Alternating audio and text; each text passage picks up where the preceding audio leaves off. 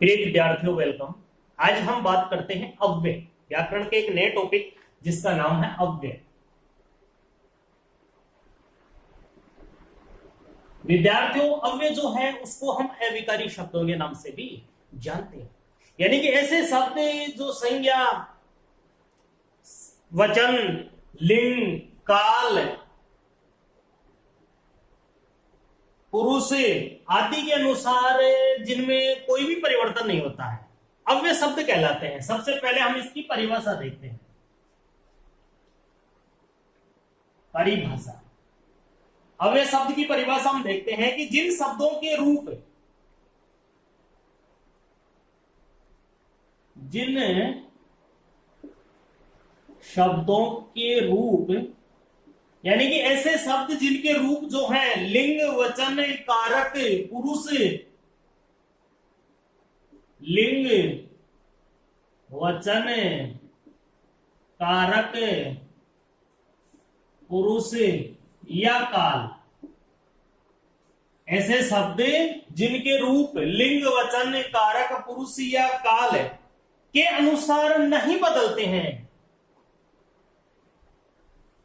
के अनुसार नहीं बदलते,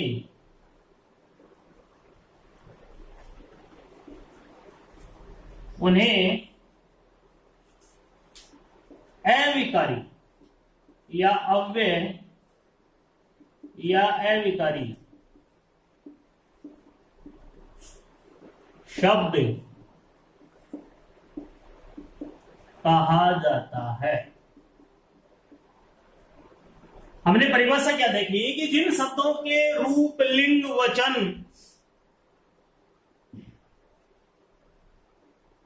वचन, कारक, पुरुष या काल के अनुसार जिसमें किसी भी प्रकार का कोई भी परिवर्तन नहीं होता है, अविकारी शब्द कहलाते हैं। एग्जाम्पल में हम देखें, जैसे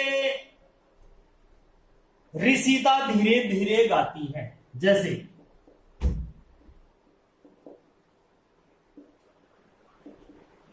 ऋषिता धीरे धीरे गाती है। एग्जाम्पल हमने देखा ऋषिता धीरे धीरे गाती है। दूसरा हमने देखा विद्यालय मेरे घर के पास है। विद्यालय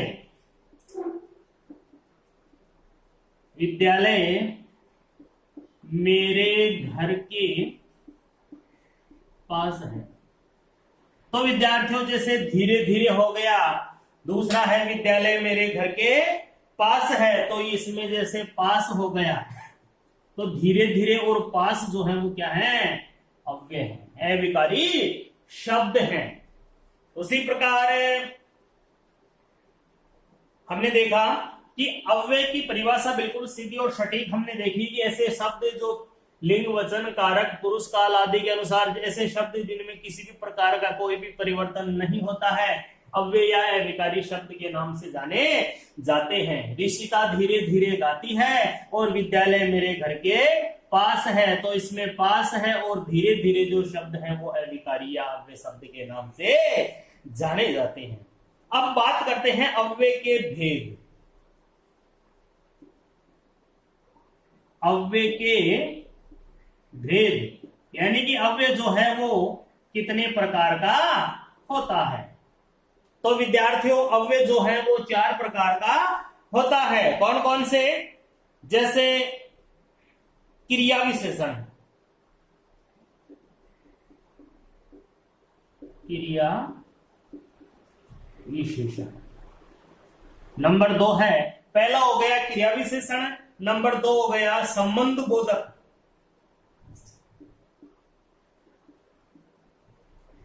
संबंध बोधक। पहला हो गया क्रिया विशेषण, दूसरा हो गया संबंध बोधक, तीसरा हो गया समुच्चय बोधक,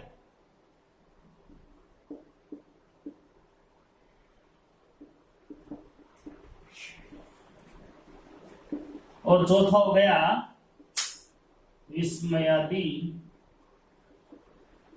बोधक।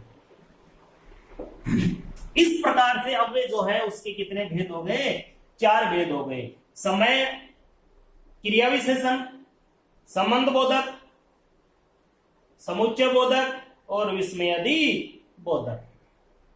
तो विद्यार्थियों ने क्या पढ़ा, हमने अव्यय की परिभाषा पढ़ी। हमने अव्यय के बारे में क्या देखा कि ऐसे शब्द जिनमें लिंग, वचन, कारक, पुरुष काल आदि के कारण किसी भी प्रकार का कोई भी परिवर्तन नहीं होता है, अव्यय कहलाता है। जैसे ऋषिता धीरे धीरे गाती है, तो धीरे धीरे और विद्यालय मेरे घर के पास है और उसमें क्या हो गया, पास, इन दोनों में क्या है, अव्यय। अब हमने देखा कि अव्यय के भेद देखे। अव्यय जो है विद्यार्थियों चार प्रकार का हमने देखा, क्रिया विशेषण, संबंध बोधक, समुच्चय बोधक और विस्मयादि बोधक। उस प्रकार से हमने अव्यय के चार भेद देखे। अब नंबर 1 की बात करते हैं। अव्यय का जो नंबर 1 है उसकी हम बात करते हैं, जिसका नाम है क्रिया विशेषण। नंबर 1 है क्रिया विशेषण।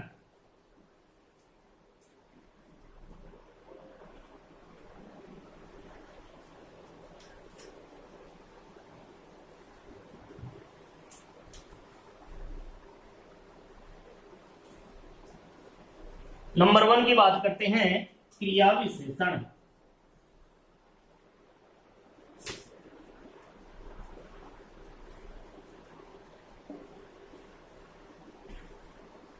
क्रिया विशेषण में देखते हैं हम, जो अव्यय शब्द क्रिया की विशेषता बताते हैं, बिल्कुल सीधी सी परिभाषा है, जो अव्यय शब्द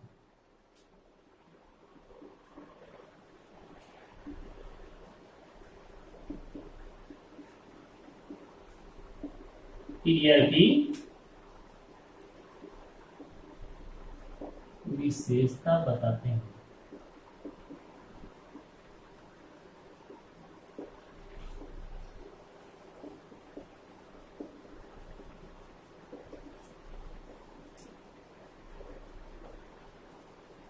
जो अव्यय शब्द क्रिया की विशेषता बताते हैं उन्हें हम क्या कहेंगे, क्रिया विशेषण कहलाते हैं।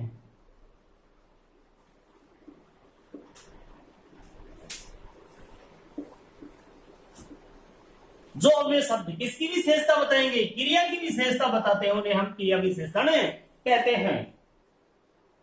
अब इसमें जैसे अपन देखें, एग्जाम्पल में अगर अपन एग्जाम्पल की बात करें, जैसे क्या, वह प्रतिदिन आता है।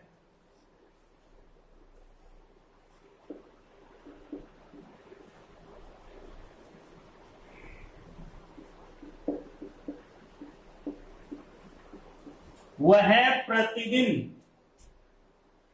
आता है। ये क्या हो गया, ये विशेषण। और दूसरा हम बात करें कि जैसे तुम अंदर बैठो, दूसरी विशेषता देखें, तुम अंदर बैठो, तो इसमें अंदर क्या हो गया, क्रिया विशेषण। तो इस वाक्य में एक तो जैसे प्रतिदिन है, दूसरा जैसे अंदर है, ये क्रिया की विशेषता बता रहे हैं, अतः ये क्रिया विशेषण है। ये क्रिया की क्या बता रहे हैं, विशेषता बता रहे हैं, अतः ये क्या हो गए, क्रिया विशेषण हो गए। आगे हम बात करते हैं कि इन उदाहरणों से क्रिया विशेषण जो है उसके 5 भेद बताए गए हैं। क्रिया विशेषण के कितने भेद हैं, 5 भेद हैं।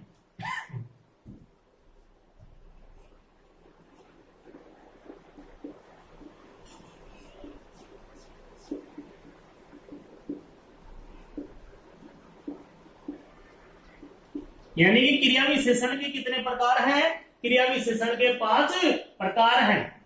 जैसे नंबर 1 बात करें, कालवाचक क्रिया विशेषण। कालवाचक क्रिया विशेषण। नंबर 2 की बात करें, स्थानवाचक क्रिया विशेषण। स्थानवाचक क्रिया विशेषण। नंबर 3 है परिमाणवाचक।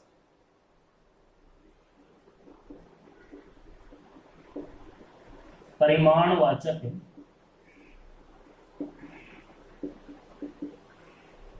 क्रिया विशेषण। नंबर 4 है रीतिवाचक क्रिया विशेषण।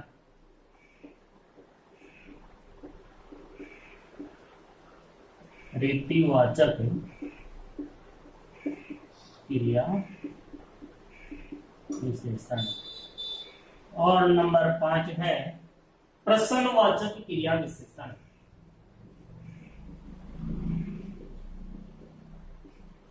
प्रश्नवाचक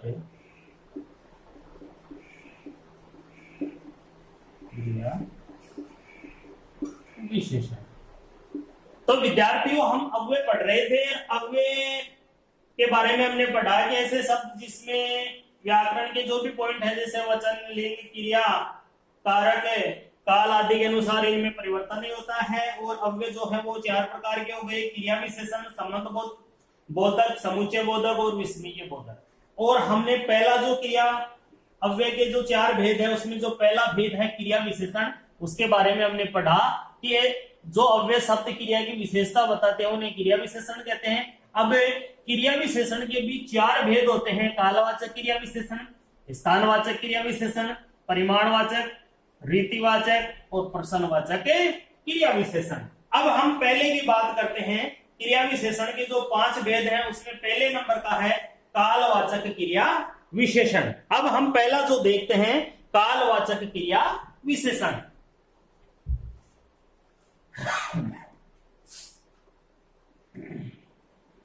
नंबर 1 की बात करते हैं कालवाचक क्रिया विशेषण। नंबर 1 है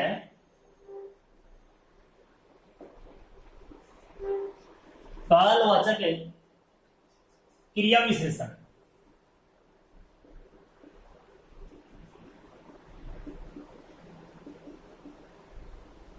अब कालवाचक जो क्रिया विशेषण है उसकी परिभाषा देखते हैं कि जिन अव्यय शब्दों से क्रिया के होने के समय, यानी कि जिन अव्यय शब्दों से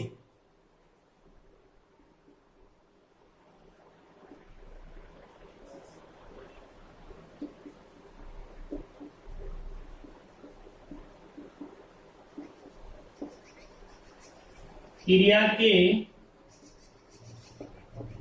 होने के समय, यानी कि ऐसे अव्यय शब्द जिनसे क्रिया के होने के समय संबंधी विशेषता का बोध हो,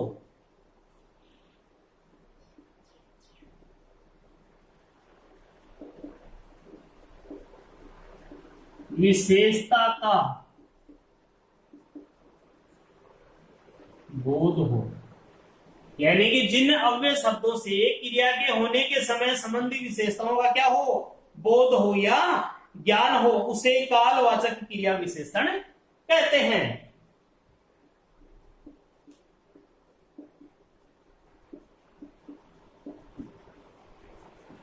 उसे कालवाचक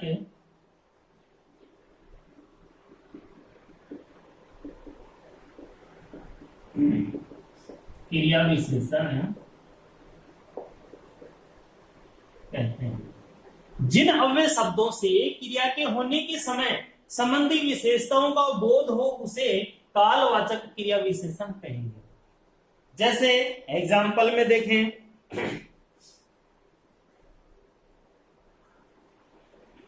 जैसे नंबर 1,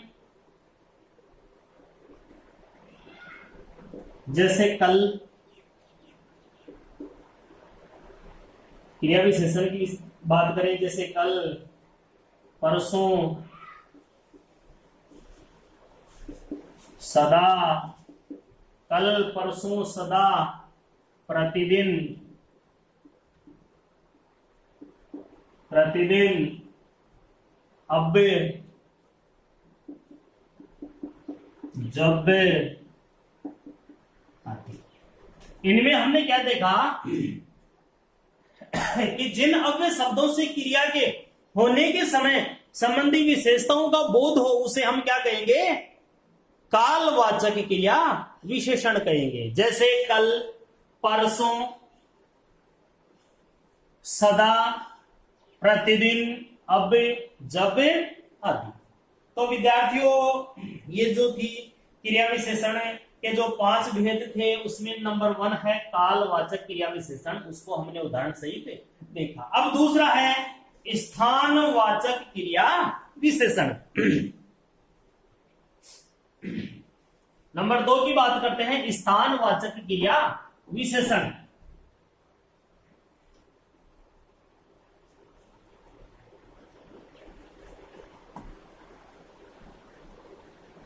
नंबर 2 है स्थानवाचक क्रिया विशेषण।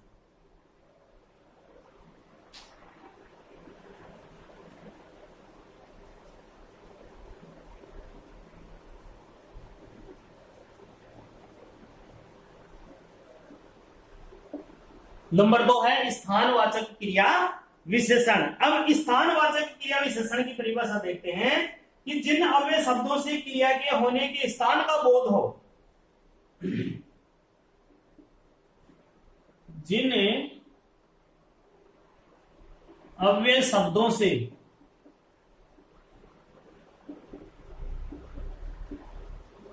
क्रिया के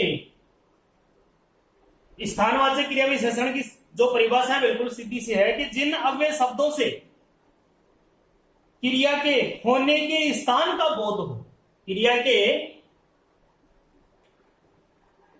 होने के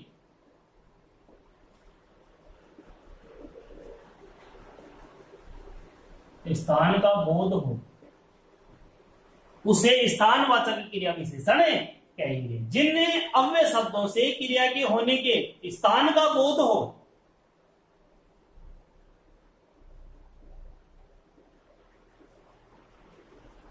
उन्हें स्थानवाचक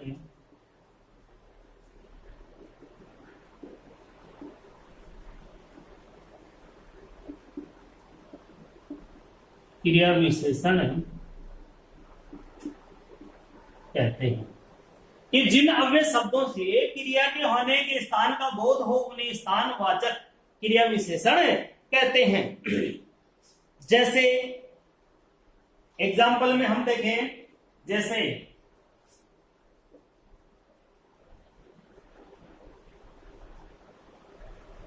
वहां, यहां, वहां, यहां,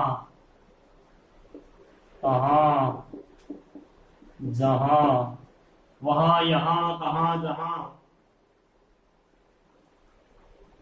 नीचे, ऊपर, नीचे, ऊपर,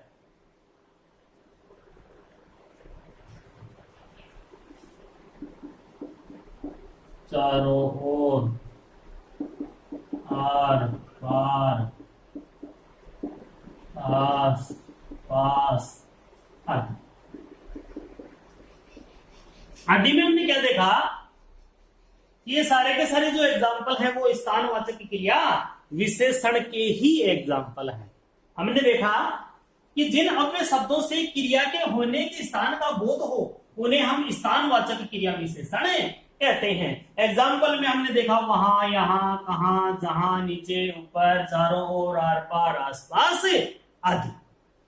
अब तीसरे नंबर की जो है एग्जाम्पल वह है परिमाणवाचक क्रिया विशेषण। तीसरा जो है वह है परिमाणवाचक क्रिया विशेषण।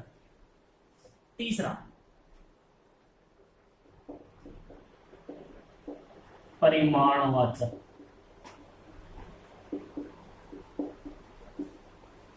क्रिया विशेषण। अब परिमाणवाचक क्रिया विशेषण की सबसे पहले हम परिभाषा देखते हैं। जिन अव्यय शब्द से क्रिया के परिणाम का पता चले,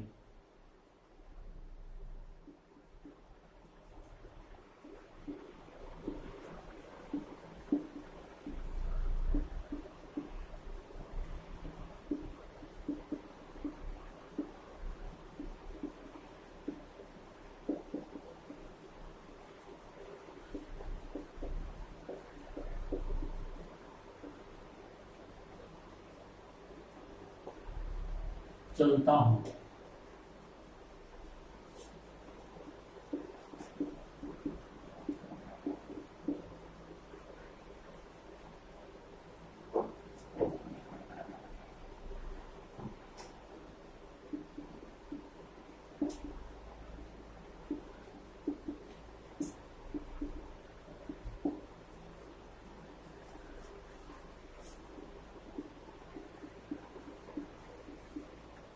हाँ, तो इसकी परिभाषा हमने क्या देखी कि जिन अव्यय शब्दों से क्रिया के परिणाम का पता चलता हो उसे परिमाणवाचक क्रिया विशेषण कहा जाता है।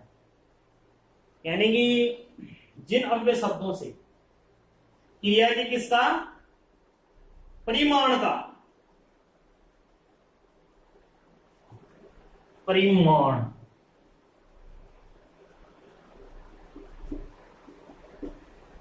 परिमाण का पता चलता हो उसे हम परिमाणवाचक क्रिया विशेषण कहेंगे। और एग्जाम्पल इसका देखते हैं।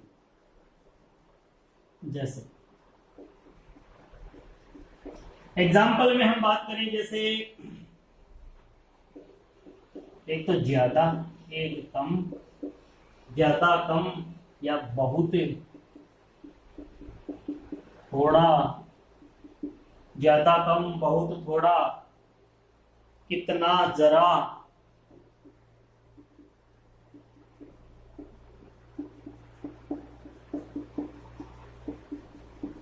पर्याप्त,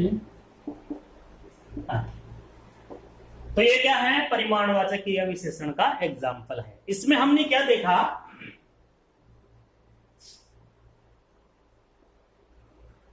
कि जिन अव्यय शब्दों से क्रिया के परिमाण का पता चलता हो उसे परिमाणवाचक क्रिया विशेषण कहेंगे।